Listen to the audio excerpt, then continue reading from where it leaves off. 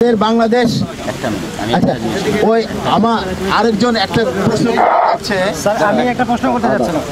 আপনি কিছুক্ষণ আগে বলছেন যে মাইনরিটিদের স্বার্থ সংরক্ষণের জন্য একটা আইন করতেছেন, এই আইনটা কি এইরকম? দাদা, আমি একটা গুরুত্বপূর্ণ প্রশ্ন করবো। ভারতে যে একটা আইন আছে মিনিস্ট্রি অফ মাইনরিটি অ্যাফেয়ার্স, এইরকম কোনো আইন কি বাংলাদেশ সরকারে করতে যাচ্ছে বা কোনো পদক্ষেপ নিতে যাচ্ছে? আমি একটা প্রশ্ন এই আইনটা ওরকম নয়।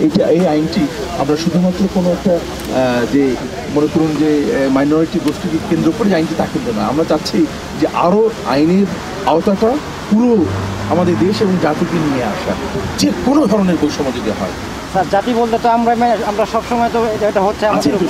সুতরাং তার যে দেশের রাষ্ট্রধর্ম ইসলাম, সেই তর্কে না, দেশের লোকেরা নির্যাতিত হবে। আচ্ছা দেখেন এখানে এই যে কথাটা বলেছেন আপনি আপনাকে একটা এরকম একটা আইন করতে হবে যেটা মাইনরিটি স্বার্থ সংশ্লিষ্ট রক্ষা করে। এরকম যেটা আপনি আমরা এটা ঠিক বলেছেন, কেননা আপনারা যখন জাতীয় মানবাধিকার কমিশনের তরফ থেকে আমরা আমার জানার দরকার আছে। জাতীয় মানবাধিকার কমিশনের তরফ থেকে আমরা কিন্তু লিখিত দিয়েছিলাম যে রাষ্ট্রধর্ম ইসলাম গ্রহণ থাকতে পারে। স্যার আমি